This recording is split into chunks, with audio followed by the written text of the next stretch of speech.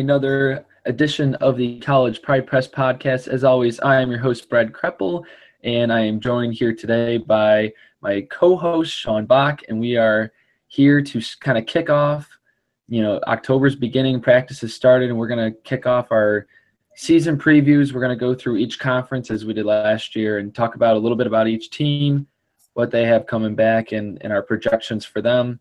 So we're going to start off today with the Big East, but first I want to throw it to Sean to kind of get an opening thoughts and statement as to what's going on. New student at Iowa here. Yeah, so what's up, guys? Probably recognize my voice from last year. I'm Sean, but I'm a freshman at the University of Iowa studying sports journalism. I'm excited to get this season going again. Obviously, college football's been pretty crazy this year, but enough with that. Let's get going to college basketball. We've had a little bit of flavor with all the Louisville stuff going on and all the FBI, but I've had enough of that a little bit, so I want to get going and get college basketball, get the games going, get the previews going, all that. I'm excited. Yeah, and I know people are dying to talk about the Louisville case, but I think it's kind of unfair to talk about anything until, the investigation kind of concludes itself and the NCAA investigates as well, which is bound to happen. So I think we're going to hold off on kind of an in-depth discussion on what's going on with the FBI until we kind of can wrap our heads around everything that's going on and get all the information available. We'll have a podcast with Brett to talk about that. Absolutely. So to kind of kick off here, as we always do, we're gonna go from the bottom of last year's standings all the way to the top. And surprisingly, when I was previewing for this podcast and prepping, 7 out of the 10 teams in the Big East made the NCAA tournament. An extremely underrated league. They don't have the the high quality freshmen and the one and done players, but a lot of great 3 and 4 year guys, a lot of quality talent in this league, and they ended up being an Elite 8 team and almost a Final Four team. So I think that says a lot about this league, and I think a lot of the teams are returning some talent, and it's going to be a good league. And 7 out of the 10 teams making the tournament, that's something to say, and not a lot of people are talking about that. But we're going to start with the bottom. Last year, the DePaul, they were 9-23. Obviously, they had the commitment of Tiger Campbell, which was kind of a big splash for DePaul, but he decommitted only months later. So, Sean, what are your thoughts on DePaul and kind of what's going on from there? Well, I mean, being from Chicago, it's kind of weird because DePaul basketball has never really been relevant. I think I've maybe gone to one game at the All-State Arena, and it was one of the worst experiences ever. Just like the atmosphere is terrible and all that. It's just weird going to a game there. But they have this new, $164 million arena that they just built or something like that called the Wintrust Arena. So that will definitely be an attraction for recruits. And especially, like you said, they had Tiger Campbell commit but then decommit. So that's kind of causing a little pessimistic around the program. But let's get into this season. It all starts with the backcourt. Eli Kane and Austin Grandstaff, 2 solid guards. Grandstaff was a top 50 recruit who originally committed to Ohio State but transferred at the beginning of the year. And I always liked him as a player. I thought he was a really good scorer, a really reliable scorer, someone who can put the ball in the bucket when you need it. And I think he'll be big for this DePaul team this year. Eli King came back. He's coming back. He's going to be a junior, I believe. Yeah. He averaged 15 points last year, and which was a 5-point increase from his freshman season. So he'll definitely be a name to look out for. I think that backcourt's going to be very strong for the Blue Demons. And then you have a transfer, Max Struss from D2 Lewis. He's also a very good scorer. I think he averaged something like 25 points at D2 at Lewis, and Lewis is not – it's a D2 school, but they still play very solid competition. A bunch of guys who are trying to play D1 ball. Who else we got? We got, I think in the front court, they have a couple good transfers. I know at the top, I can't think of his name at the top of my head, but he's a transfer from Northern Illinois. He's like 6'11", average about I know he averaged double digits in points and rebounds, so I think he'll be a solid player for them too. And then they have a couple other transfers that not coming to mind right now. But overall, I think this DePaul team, Dave Lito, however you say his name, has done a good job of rebuilding that program. And obviously the results aren't going to show right away, but I think it's kind of like a lot like the common sports motto, trust the process. I think that's what DePaul fans are going to have to do if they want to have their if they want to be able to rely on that process and all the coaching staff. Because, I mean, they have that program going in the right direction. Building that new arena definitely helps.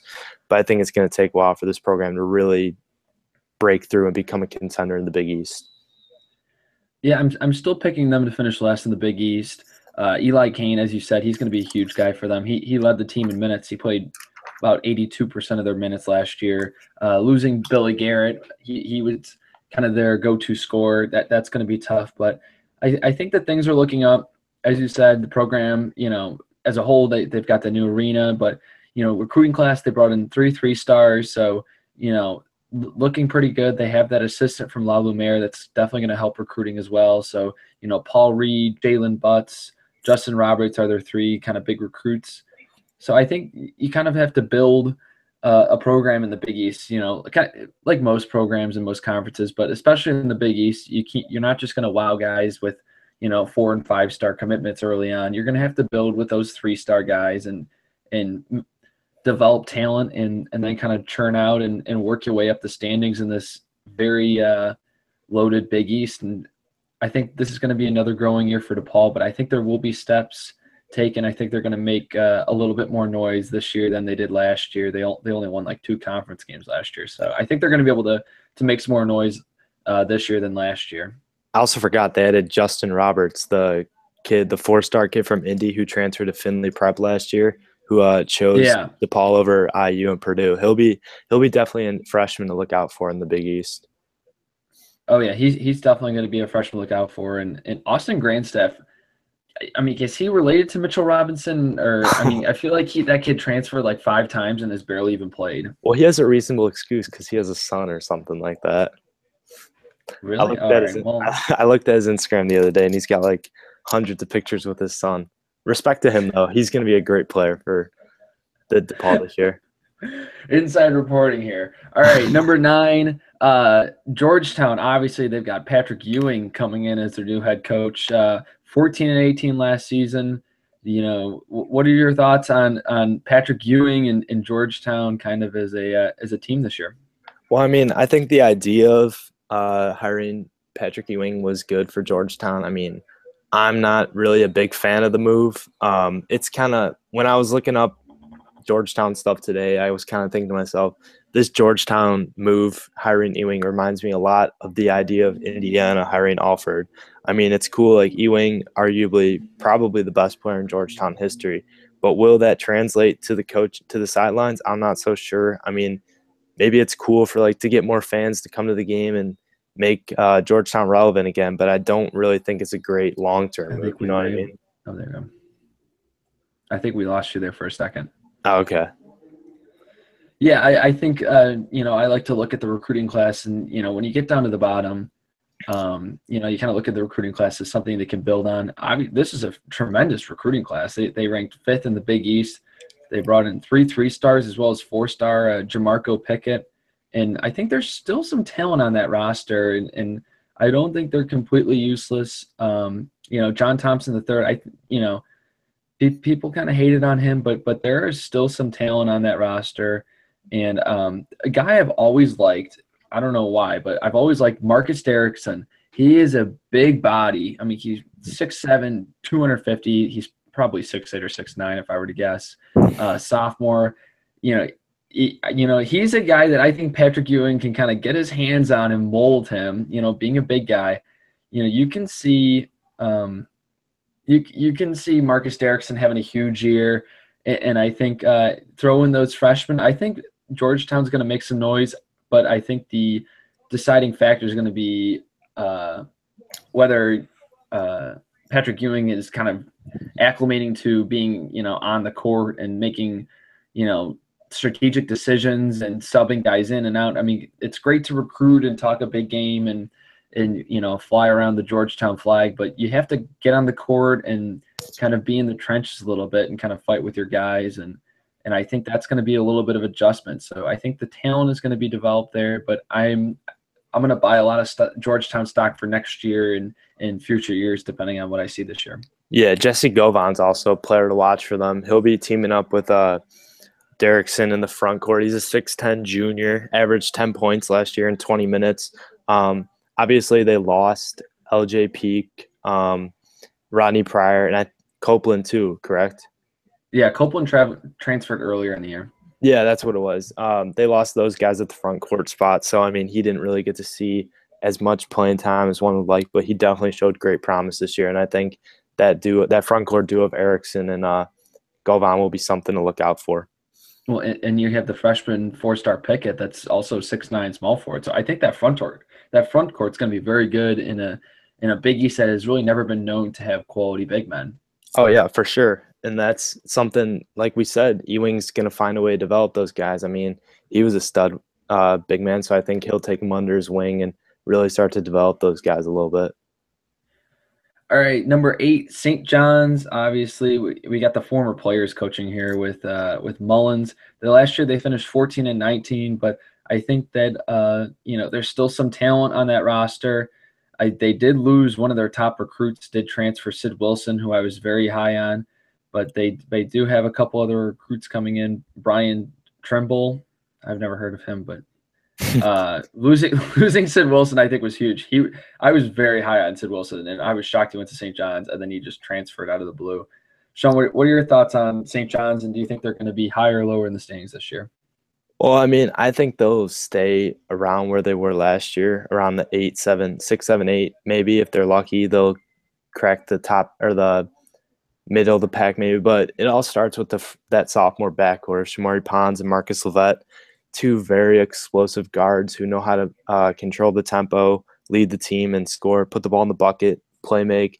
And that's what you need. You need two leaders who've done it before, two experienced guys who know how to play their games and really lead your program forward if you want to rebuild. And I think it all starts with them. Chris Mullen has done a pretty good job of recruiting that New York area and just like the East Coast in general. So I think that program is definitely one on the rise, and they'll be, especially that backcourt, they'll be a team to look out for this year in the Big East. Yeah, they only had one major senior, and that was Darian Williams, who only played 21% of their minutes. So it was a very young team last year. Hopefully they're going to grow together. A player to watch, Kasim Yalkwe, I think he's going to be the defensive player of the year in the Big East. He is a monster. Only 6'7", but he does a little bit of everything. Guards, he can play out on the perimeter and guard point guards, or he can get down in the paint and get dirty, grab rebounds, and he was 26th in the country in block percentage last year as a 6'7" forward. So, only his sophomore year, only played, about 20 minutes a game last year. So expect his minutes to go up and his defensive production just to keep going. And I think he's going to be the defensive player of the year for them. Yeah, two other forwards type players to look out for. Bashir Ahmed, I think that's how you say his name. He averaged 13 points last year. And then Tariq Owens, who, only averaged 5 points per game, but he started like 8 of the games, I believe. And he started 8 of the games last year. And I think those guys from what I've heard, I think they put in some good work this summer. And I think they'll be a pretty good front court, something to look out for sure.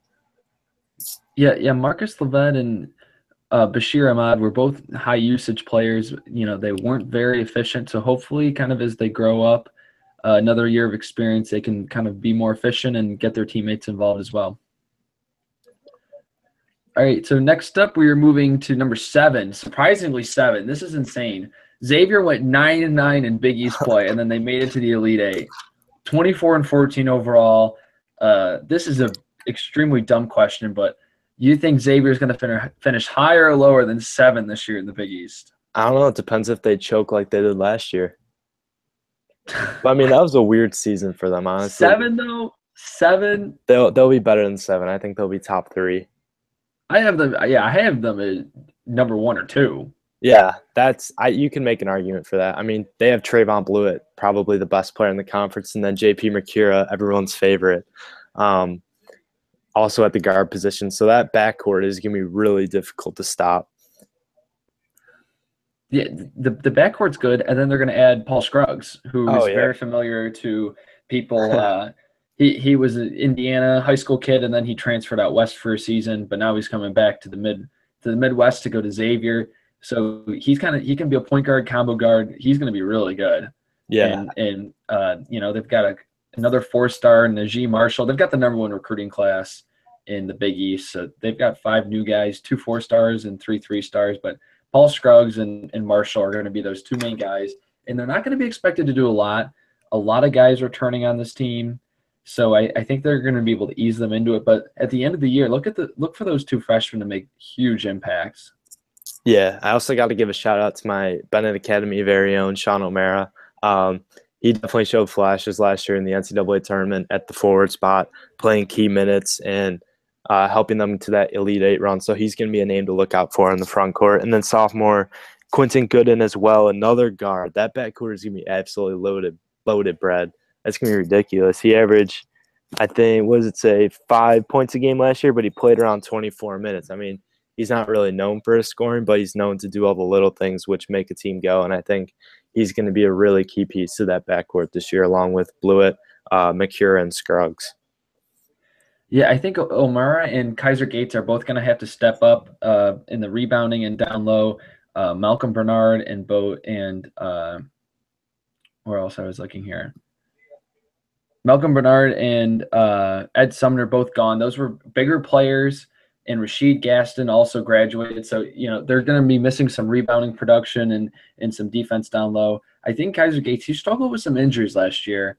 So I think he's going to be able to step up and have a big year, bigger than people are expecting. And he's going to have to, because as good as that backcourt is, they're going to rely on the front court to play some defense and get those rebounds to kind of push the ball, as Chris Mack likes to. Yeah, another newcomer they had is grad transfer from Green Bay, Kareem Cantor, who averaged 11 points last year. He's 6'10", and he can stretch out his game to 15 feet. So I think that's definitely going to be something to keep an eye out for, because I know Sean O'Mara is not really a mid-range threat or anything like that from outside the lane. I'm not sure about Kaiser Gates, but Cantor's definitely going to be someone to look out for. They need another guy with experience in something like that. So this Xavier team's pretty loaded, not going to lie. Yeah, this Xavier team's really good. I think I have them above Villanova. Of course, many people are aware of my Villanova hate, but I do have them above Villanova this year. The Xavier team's very good. They're returning basically everyone except for Sumner, who they did not have in their Elite Eight run. So I think it's very good, and I think people are really underrating this team. Good freshman. That transfer from Green Bay, I forgot about him, but Chris Mack had some high praise for him as well, coming in as a grad transfer and hopefully a high-impact guy coming right on. All right, next up, moving right along, Marquette Golden Eagles. Last year they were 19-13, made the NCAA tournament. Kind of a sleeper team. Not expecting much out of Marquette at the beginning of the year, but they finished the KenPom rankings at 32 last year. So they definitely had a good year, even though they lost to South Carolina in the first game of the NCAA tournament. Obviously, first name I have to mention is my boy Marcus Howard. He's going to have a monster year this year. No more messing around and playing these other guys. No offense to Andrew Rousey, but he's not Marcus Howard. Marcus Howard is insane. He took 153 pointers and made 55% of them. That's ridiculous. As a point guard, it wasn't just catch and shoot. He was a point guard. Let's pull ups, and he's so good. They need to get him the ball an insane amount, and he needs to play more than 53% of their minutes. Yeah, he played 22 minutes a game last year. That's not good. And average horrible. An average, what does it say? 13 points a game. I think this team's going to be the third tier of the Big East, because they had a ton of seniors last year, John Johnson, Luke Fisher, Reinhardt. They had a lot of seniors last year. But I think you go ahead. All right, yeah, but I was gonna say but it's also good for. I know Woj has been busy on the recruiting trail from what I've heard, and Marcus Howard. I mean, I know we're supposed to be previewing the season and stuff, but do you think there's a possibility he could be a pro at the end of the year? Absolutely, I think so. Really? If Tyler Ulis was able to leave after 2 years, if Marcus Howard was at Kentucky, he would probably be better than Tyler Ulis. Yeah, that's a hot all the take. fanfare that Tyler Ulis got, like Marcus Howard's better than that. He's a Yeah, better shooter than that. He's like his assist rate was good for him, like barely playing. yeah, and you could say, and Marcus Howard was playing in the Big East, and Tyler Ulis was playing in the SEC, and I would say the Big East is a much tougher conference than the SEC in some areas. Oh, definitely. Yeah. Yeah, that's definitely, and like the road crowds are definitely a lot tougher in the Big East as well. Yeah. No offense to anyone at Stark Vegas, go Mississippi State, but yeah, I don't think Marquette's a one-man team though. Who else they got? They got Sam Hauser. just had his name on the tip of my tongue. Yeah, Hauser. He was good. I saw him when they played Butler last year. He can shoot it. Yeah, and then he's pretty good. His brother Joey will be coming next year, but yeah, I mean he played quite a few minutes and he shot 45% from three. But I think he was like a Nick Zeisloff type. Like he only shoots threes because his usage was like nothing. He also averaged 5 rebounds a game. Yeah, I think he's gonna be good. Yeah, he's gonna be good. That just throw him next to Marcus Howard, and then they've got like all those 3-star recruits coming in. Yeah, like, I don't know like what the front court of this team is gonna be. I mean, let's see. They got their tallest returning player is Matt Helt, who only played 30% of their minutes. Yeah, and I remember seeing nearly invisible in Ken Palm's like usage thing. Yeah, and every time Helt would come on the floor, he'd just like do nothing. Yeah, I mean, I watched a lot of Big East last year. I would have remembered somebody like Matt Helt, and I didn't. I remember Sam Hauser lighting it up though. Sam Hauser, and then they have Harry Frawling, transfer from SMU. He'll be eligible at the end of the first semester, so he won't be available for non-conference play. Who else? They have Jamal Cain and Theo John. They're two kind of big man recruits coming in. Yeah. So they're going to need those guys to kind of hold their own down low like immediately. Yeah, I mean, because their tallest guys coming back are Hauser and then Deion Franklin, who played in 8 games last year. Yeah, they're gonna need They're gonna need those guys to step up right away. I mean, Marcus Howard. You don't have to worry about offensive rebounds because Marcus Howard and Sam Hauser aren't missing. Yeah, They were two of the top 30 3-point shooters in the country last year. Yeah, I mean, their 3-point shooting is going to be their main strength, but how much you live and die by the 3, so that'll be interesting. That's true. That's true. I think they're gonna like compete and like they may knock off like a Villanova or a Xavier, but I also think they could lose to like a St. John's or Georgetown. Oh, I could totally see that. Just based on how they're shooting it. That's why I think they're like in a tier of their own because they're not in like these next couple teams that we're going to talk about, but they're not like bad enough. Like because of Marcus Howard and Sam Hauser, they're not like at a St. John's or Georgetown level. Like I think they could be like equivalent with St. John's at the end of the year.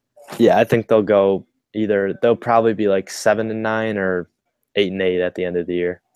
Yeah, that's definitely a possibility. 9-9. Just freaking Woj, just play Marcus Howard. Like I want him playing like 40 minutes. Like I'm sick and tired of it. He's so good. Like his dad played football at IU, and I was so pissed when he didn't come to IU. Yeah, oh well. That dang recruiting video. Hey, if they had Tom Crean, if Archie was coaching when Howard was on when he was available, then maybe we would have picked him up. Who knows? Wow, why do you have to bring this discussion? You're the one that brought it up first. You gotta throw out this coaching switch on me. They probably would have gotten Indiana probably would have gotten Marvin Bagley if they hired Archie Miller like 2 years ago. All right. Let's chill. All right, back to the Big East. Providence, next team. They like all these teams finished tied for third. 20-13. They were 10-8 in league play. Obviously, they're gonna be pretty good this year in my mind. What are your thoughts on Providence? I mean, yeah, it looks like they have a lot of returners coming back. That's for sure. They have good experience. I know Rodney Bullock, a 5th-year senior, he averaged 15 points per game last year. He's going to be the centerpiece. And then Indiana transfer Emmett Holt, who played really well last year for the Friars. He's definitely going to see a bigger role this year. Let's see who else they got. And then at the backcourt, Let's see. Khalif Young. Yeah. He's a name that a lot of people recognize. Canadian kid. And then And Alpha Diallo. This team is like a bunch of like the entire backcourt is guys that Indiana recruited hard. So I'm very aware of all these guys. yeah, and then Mikey Ashton Langford, a top 50 recruit who's being recruited by a bunch of high major programs. He'll definitely be a name to look out for. Let's see. Oh, Kyron Cartwright. Forgot about him. Yeah, Cartwright's coming back. He's in the backcourt. He's going to be good. This seems pretty well rounded. Yeah, he's a facilitator. I mean, he averaged 6 assists per game last year, along with 11 points. So having guys like Bullock and Emmett Holt definitely help. I mean, I would say Emmett Holt has been he's been great for that program. I mean, I know we're a little IU biased but it's been really cool to see him go to Providence and really develop as a player. I think he'll be great for them this year. Yeah, no, I think he's gonna be really. His numbers were like super impressive last year. IU fans were really pissed when he left. Yeah, I think obviously like because it was an incident, but he had 12 points, 5 rebounds, 1 assist. Mm-hmm. That's pretty good. Coming off a redshirt year. Yeah, and then I think. Wait, go ahead. No, you go. I think Khalif Young's kind of the name to keep an eye on here. Khalif Young, Alpha Diallo, both were freshmen last year. Mm-hmm. Alpha Diallo only averaged like 5 points a game. Khalif Young 3 points a game. But I think both those guys, a full year of college, full off season under their belt. I think both those guys could be pretty good. I mean, obviously this team's going to be, they're going to have Cartwright and Bullock. Those guys are going to kind of lead the way. But you add those recruits in, and then you have Holt as kind of a third fiddle to those guys, and then those 2 freshmen, if they can step up, this team is going to be pretty dangerous. Yeah. I mean, I don't think I'm going to want to play Providence like at any time this year at all. If I'm any team outside the Big East, I'm not looking to play Providence. I think they're a good team, and I mean they have the number 2 recruiting class in the Big East. So Mekhi Ashton Langford, as you talked about, I think he's going to be a good second fiddle to Cartwright, and then add in Nate Watson, another front court piece, 4-star. He's going to be pretty good too, but they really don't need him right away, which I think is key. Unless you have these like stud freshmen, you're going to want guys that you can bring along slowly. And Watson's one of those guys, and DeJour Dickens is a 3-star. He's 7-footer. So you have a couple big guys that you can bring along slowly, as long as those guys that were freshmen last year that are moving up to their sophomore years, if they can kind of take a next step forward too. This team's really good. Yeah, I mean, another dangerous score to look out for is senior Jalen Lindsey. He averaged 10 points per game last year as a junior and shot 46% from 3, which is very good. So, I mean, yeah, they got a lot of scoring firepower in this team for sure. And then they got guys who can dish out the rock like Langford and Cartwright. So I think they're going to be a really good team to really fun team to watch this year. And they'll definitely be a team that you won't want to play in the Big East. Yeah, I think they're going to be third.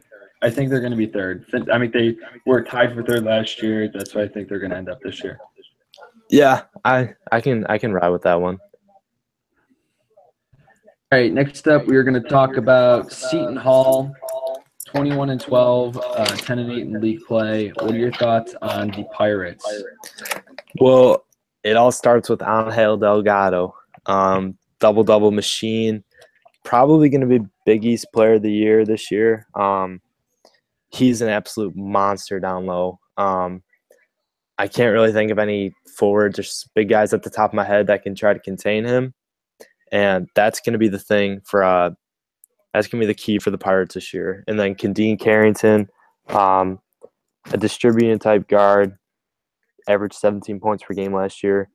Desi Rodriguez, another forward, who averaged 15 points per game last year. And then Miles Powell, guard, 11 points per game last year, around there. Overall, I think this Seton Hall team has talent, very good talent, especially in the starting spot or in the starting lineup. But the big question is going to be their depth and their bench. We've seen teams that have great starters play really well throughout the year, and then when it comes postseason time, their bench kind of dwindles, and there's really nothing they can do because they have to rely on all their starters. So I think it'll be interesting to see who can back up Delgado, especially if he gets into foul trouble early on in the game. So, yeah, I mean, I think the Seton Hall team is going to be very good, very talented. But the big question for me is, how are they going to how you can't rely on your starters the whole season. I mean, you can to an extent, but come Big East play with that gauntlet, it's going to be very difficult to really play your starters the whole game and stuff like that. So I think it's going to be something to look out for. I mean, Kevin Willard's going to figure it out. He's got some guys off the bench who have seen minutes. Ismail Sanogo, a forward, 6'8". He'll be someone that'll come off the bench right away. And then Eron Gordon, the brother of Eric, and the brother of Eric Gordon, former IU player. Eron was a top, I think, 100 commit or recruit coming out of high school. He's someone to look out for this year. He didn't really get that many minutes last year, but he's definitely could be a scoring threat this year for the Pirates.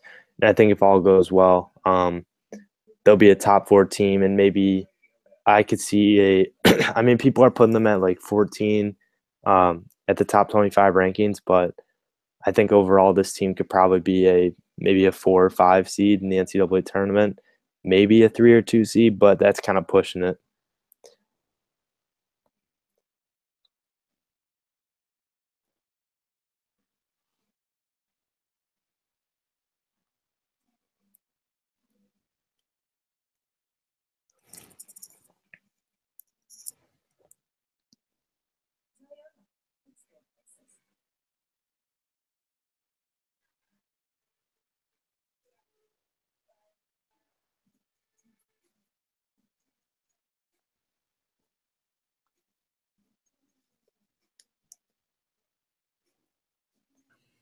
Yeah, I think that this is like your very typical Big East team. Um, they're going to have some very talented guys, but upperclassmen. But then you get to the bench, and there's like nothing on the bench. They played like 7 guys last year. They played 7 guys more than 18 minutes a game, and then like no one else was like below that. So they rely heavily on that rotation. But like you said, the Big East gauntlet is going to kind of get to them. So I think in the long run, they're going to end up as like an okay team, but not as great as everyone's saying. Like Delgado is an animal, but outside of him, I really don't think there's that much there. Yeah, I agree. But yeah, I mean, I really like this Seton Hall team. Like I said, they got great scoring firepower, a lot of experience coming back. I think Eron Gordon will definitely be a guy coming off the bench that people should pay attention to. Great scorer coming out of high school. Didn't see that many minutes last year. Rightfully so, playing behind Carrington and Powell. But I think he'll be definitely a role player to look out for. And then also they had Jordan Walker, a freshman from New Jersey. 4-star guy. I think he's 4-star guy, part of the Jelly fam or whatever they call it. But he could definitely be – I don't see him playing that much this year, but I think he could definitely be a key contributor if Carrington or Pollard, Gordon's kind of struggling. They need someone to come off the bench to get a bucket or maybe dish out some assists and stuff like that. So top to bottom, I think this Seton Hall team definitely has a chance to win the Big East. Will they? Not so sure just because they're bench, but I think at the end they're definitely going to be a top 5 seed in the NCAA tournament. Do you think they're going to finish higher or lower than 3 this year? Ooh, that's tough. I think – can I say they're going to stay the same? Because I don't know. You can say that's where our projections are right now. Our projections are saying that it's going to be 3. Okay. Yeah, I could see 3, but I could also see like I don't know. It's tough with them because yeah, it's tough. Probably like 2 or 4, maybe even. I'm not sure because it all bench. I mean, I know they have the starters and firepower at the beginning, but it's just that bench is their only issue. This league is deep. There are no nights off. I think that's going to kind of come back to haunt them. Oh yeah, I agree. They could probably I could see a team. Sorry, I could see a team like Seton Hall losing at like St. John's or like I wouldn't say DePaul. I wouldn't go that far and say DePaul, but I could see them losing. I could see them struggling against a team like Providence, or like a team like St. John's, like we talked about earlier, or maybe even Georgetown. Who knows? Any given day, someone can go down. So, yeah, they can't take any games off. It's gonna be a grind from day one. All right, next up, we're going to talk about Creighton. The Blue Jays obviously have a lot of turnover from last year. They lost a bunch of their guys, with Patton going to the NBA and Maurice Watson graduating. So, obviously the big name to follow here, Marcus Foster, can absolutely fill it up. Probably a name you remember. He went to Kansas State for a few years and absolutely filled it up for them, and then transferred to Creighton. So he's going to be the main man here. Kind of a conference player of the year candidate, depending on how the chips fall. But I think the thing for him is going to be consistency. I think they're kind of in the same boat as Seton Hall for me, kind of in that 5-6 range, because Foster is going to be relied on a lot, and he's had some issues in the past with consistency and some character issues as well. So I think he's going to have those ridiculous games where he's going to score 30 points, and then he's going to have games where he's very quiet. And in this Big East, you can't have those games. Like we just said, it's deep. You can't have those games where you're just a no-show. So I think Creighton's going to be around that 5-6 area. Sean, what are your thoughts? Yeah, I mean, I like that duo of Thomas and Foster for sure. I think that could probably be up there as one of the top backcourts in the Big East. But I mean, the main question is going to be the front court. They have a transfer from Division II school, Manny Suarez, who averaged 16.9 points and 9.4 rebounds last year. And he's definitely going to have to contribute from day one. Greg McDermott seems to be pretty high on him with his size, and he thinks he can contribute right away. Another player to look out for is a freshman, Jacob Epperson, who actually played on La Lumiere with Jaren Jackson, Brian Bowen, Tiger Campbell, all those guys. So he was on national TV a couple times last year, and I saw him play, and he's a very solid big guy. I think he's a project. I'm not sure he's going to be able to be a stud right away, as we saw with Justin Patton last year. But I mean, I would say they have similar games, and I think Epperson's game is going to gel very well with Creighton's system. I think he's going to be a player a front court player to look out for in the Big East, like a surprise player like Justin Patton was last year. And then another freshman to watch is going to be Mitchell Baylock. He's from Kansas. He was a top 100 recruit. Last year at Creighton, I mean, they shot the ball pretty well, but they needed that one. They needed that one shooter, and I think Baylock's going to be a great perimeter threat for them.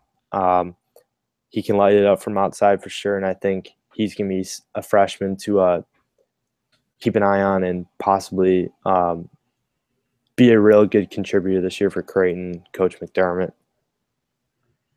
Yeah, I think this is a big year for McDermott because, obviously there's a lot of talk.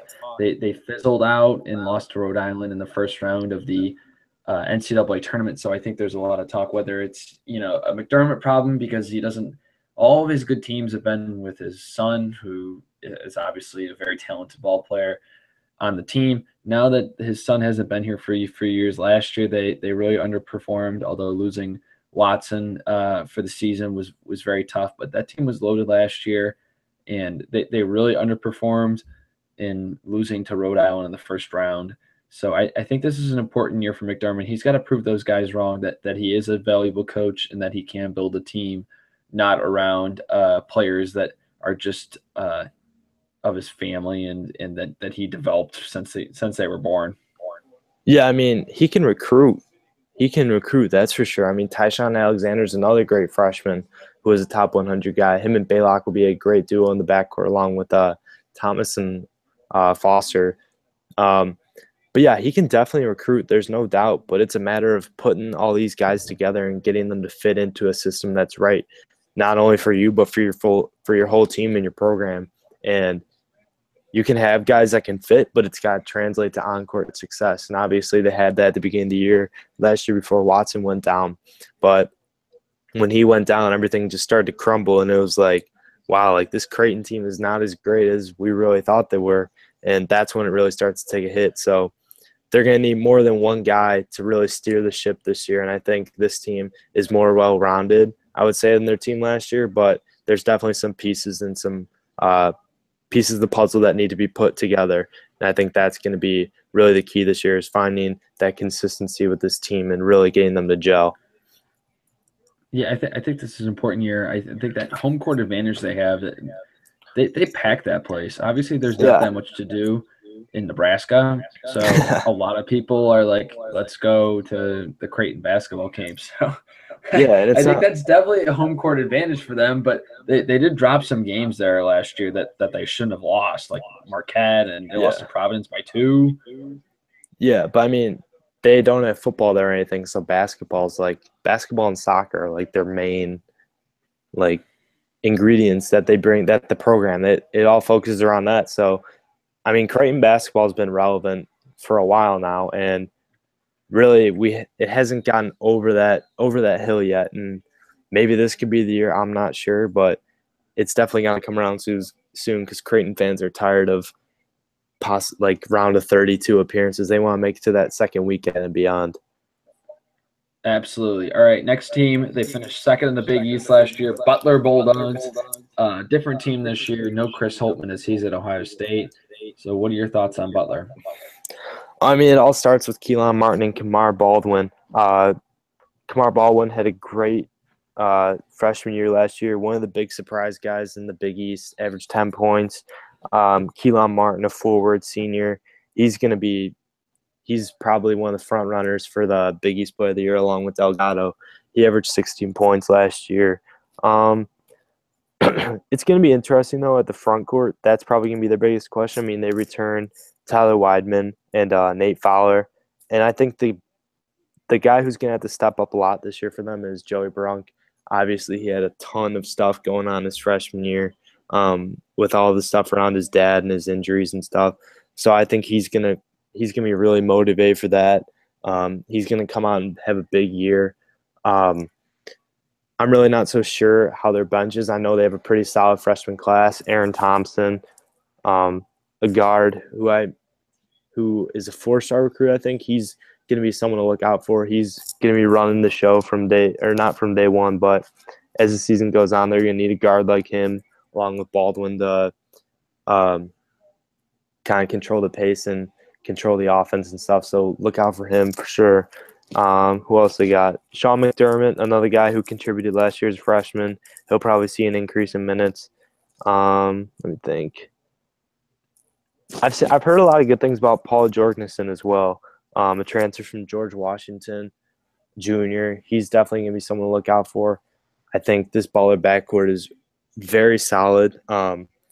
As I've heard, this team is the epitome of the Butler way. They really don't have any standouts besides Baldwin and Martin, but I think they're all just going to gel together and play really well together, and they're going to pride themselves on defense and consistency. And I think LaVall Jordan's going to have a great year in his first year. We're going to see that kind of thing that's been going on at Butler lately, where a no-name coach comes in, takes his program to new heights, and then leaves for another program, and it happens all again. So I think LaVall Jordan's going to have a great first year at Butler, and I think they're definitely a team that you shouldn't sleep on. Yeah, this is the team that you look at the roster and it's like okay, like fine, like they lost some guys, like Tyler Lewis is gone, Schrabbitz is gone, like they lost some guys, but by like December and like January, like no one's really gonna care, and they're just gonna be like a really good team, very solid team, not a team that you want to play at all. So I think Butler's gonna have a good year. I like Joey Brunk. I think he's gonna have a big year. Obviously, some personal stuff that went on last year with him, with his family. So hopefully he can kind of get his feet wet and kind of enjoy the college experience and be a college basketball player because that kid has a lot of talent, a lot of potential. I've seen him play a couple of times and was very impressed with him. Yeah, I mean, I agree with you, but they're going to get started right away too. They have a very good non-conference slate. They're playing in that PK80 Invitational, which will be a really fun tournament. They play Texas in the first round, I believe, and then they might play Duke in the second or third round. I'm not sure, so sure. I might check on that, but that's definitely going to be a huge test right away. And they also play Maryland and Purdue, two very good Big Ten teams on the road, two of the toughest environments in the Big Ten. I think those games are definitely going to be key signs of how they're going to perform this year, and it'll prepare them very well for conference play. So I'm not taking away anything from this baller team, especially with the departure of Chris Holtman. I think they're going to be just as good as they were last year, if not better. And I could see them finishing 1 or 2 in the Big East. All right, they were number 2, so we have one team left, and that is Villanova. 32-4 last year. I think I'm still taking the heat from like 3 years ago when I said that they were like an automatic out in the first round, and then they ended up winning the entire tournament. So like I just like slightly disliked Villanova until that happened, and now I took a lot of heat for it. So I'm just doubling down on my Villanova hate. But obviously, a lot of turnover. A lot of those key guys from that national championship team are gone now. So what are your thoughts on Villanova? Well, I mean, this is Jalen Brunson's year. He's kind of played second fiddle to Archidiakono, Josh Hart, Chris Jenkins, all those guys in the past couple of years. So this is going to be his year to shine. This is his team. He's going to have to do a bit of everything at the point guard spot: score, rebound, assist, make plays for others, play defense, guard the best player. He's going to have a lot on his hands. And it's going to be interesting to see if he can live up to that role as the man on this Villanova team. But him, another guy I like is Dante DiVincenzo. Obviously, last year against Virginia when he had 2 points and his 2 points were that buzzer beater tip-in or whatever, I've been high on him ever since. I think he's going to be a key contributor this year along with Bronson. Mikal Bridges, kind of a combo forward/guard. He'll be very good this year, averaged 9 points last year. And then Phil Booth, who I think he was injured for a decent amount last year, right? He was definitely injured. Yeah, he's gonna come back, be ready. And then a big name to watch out for, and I mean big, Omari Spellman. Freshman, couldn't play last year due to academic issues or something like that, something with the transcripts. So after a year developing with guys like Josh Hart, Jalen Brunson, practicing with them every day, working out, he's definitely going to come ready on the floor. I mean, he might be a little rusty to start the year, adjusting that college speed, but he's a 6'8". Like, I'm not sure how big he is, but he's big. He's 6'9" or 6'10". Yeah, he was an All-American coming out of high school. Yeah, he's an absolute man-child. He can do a little bit of everything too. He can score from the outside, score from the inside, rebound, play defense, all that. He's going to be a force to reckon with down low, and I think he'll be really fun to watch. Yeah, I think this team will go as far as Spellman can take them. Last year, I mean, obviously they were great and blah, blah, blah, but I knew that they really didn't have the chops to make a big run because, like, the tallest player they were playing was Bridges, who was 6'7", not somebody that you're going to be able to kind of rely on down low. So I think that Spellman coming in, he's going to have to come in and play a big chunk of minutes. So I hope he's in shape. I hope he's ready to run the floor and play about 25, 30 minutes a game because they're going to need him for that. You know, this Big East, it was good last year, but I think it's really good this year, and the big men have done nothing but improve. Other than Marquette and, you know, Creighton's got a good freshman too, freshman big men. There are some good big men in this league, so I think you're going to need Spellman to guard down low and provide some scoring down low as well as some rebounding and rim protection.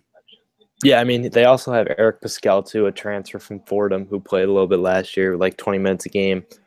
I think the key for them is staying out of foul trouble and staying out of foul trouble and really staying out of foul trouble because, I mean, he's only 6'7". Him and Spellman are him and Spellman are only 6'7", 6'8".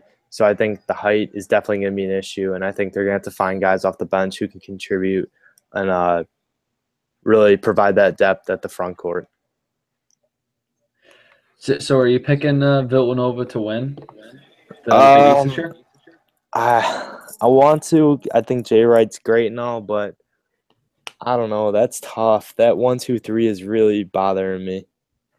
There's no clear-cut winner this year. I know a lot of people are picking Villanova, but I do not think they're going to win it this year. That's tough. Everyone but me and Brett picked Villanova to win when we polled our writers, and that's part of the conference predictions that we post every Monday. as we kind of go along. Everyone but me and Brett picked Villanova to win. Yeah, I mean, I'm pretty sure I picked Villanova as well, but I don't know. Looking at it, I have problems with their front court. I mean, their guards are spectacular, but their front court, especially with the loaded big men conference that is the Big East this year, I think it's going to be tough for them to keep up in that department. So I don't know. That's tough. I might have to go, man, I really want to say Seton Hall just because of that absolutely loaded starting lineup. So I think I'm just going to go with them for now. Wow. Picking Seton Hall. All right. I'm going to reference Yep. this on a later podcast, depending on how this goes. I'm going Xavier, as I said earlier in the podcast, but I do think that Jalen Brunson is going to be a force this year. And I think rightfully so. He got a couple people voting him for Player of the Year when we polled the writers. I think, everyone knows Blewett. Everyone knows Delgado. I think Jalen Brunson's going to become a household name by the end of the year. He is very good. He's a tremendous shooter. Mm-hmm. I agree. I mean, Yeah, he's a true point guard too. He knows what he's doing. He knows how to distribute, and he knows how to not the quickest, but he's going to figure out how to get in the paint, get to where he wants to go, and be able to score the ball well. That's what good players do, and I think Jalen Brunson has a chance to compete, be one of the candidates for Big East Player of the Year. I think he'll have a great year this year. All right. Speaking of Big East Player of the Year, who is your pick? I'm going to have to go with Angel Delgado. I feel like I'm going to jinx him now, though, because Angel Delgado and then Seton Hall winning it. But, I mean, he's just an unstoppable force inside. He's a double-double machine. I wouldn't be surprised if he averages, 12 rebounds a game this year and, 17, 18 points. I think he's going to be a really fun guy to watch and a really just an absolute monster inside. I think he's going to have a great year, and I think he'll get the reward of Biggest Player of the Year. Wow. All right. I feel like when you're making picks, it's like the end of an episode of The Voice where they want them to pick the winner.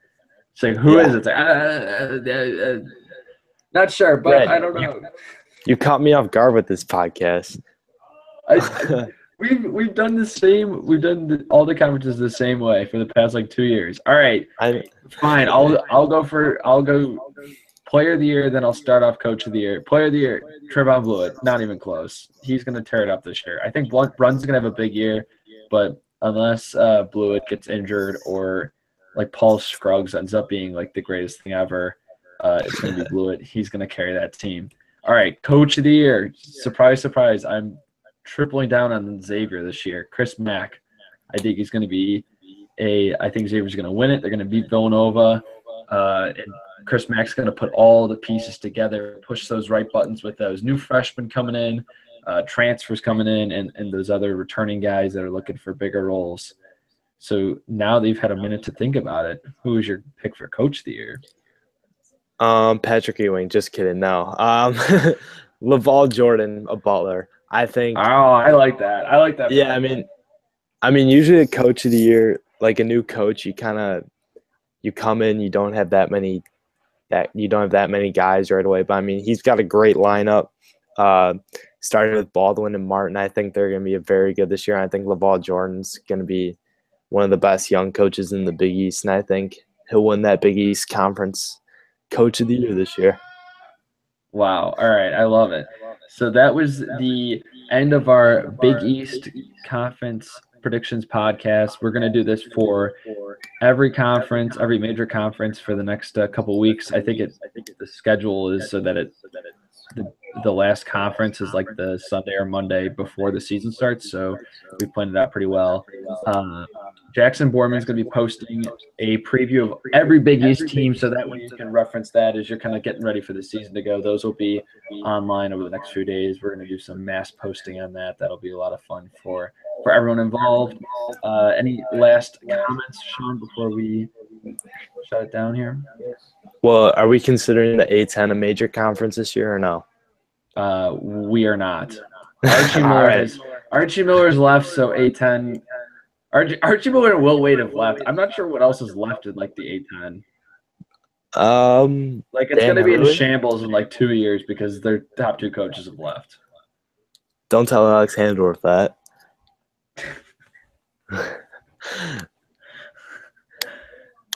Yeah, that's true. All right. So, any last comments before we cut it off here? No, that's about all. Just give me All the right. season already. All right. I think we're 39 days. 39 Oh my days until the God. college basketball season. Our countdown's been chugging along since like 170. I think when we started, people thought we were crazy when we started, but now, According to Rothstein, we've already started too. yeah. Well, that's conversation. John Rothstein, I know you're listening to this. Come on the podcast, discuss your countdown with us. Let's battle it out. Let's do it. All right. Thanks for everyone for listening. Thanks for Sean for joining me. Be sure to catch our next podcast next week, which will be Big 12 preview. So that will be a lot of fun. We're going to discuss whether Kansas will win the Big 12 for the next 200 years, or will they lose the Big 12 before I die. Be sure to tune in for that. That should be a good one. Have a great day, folks.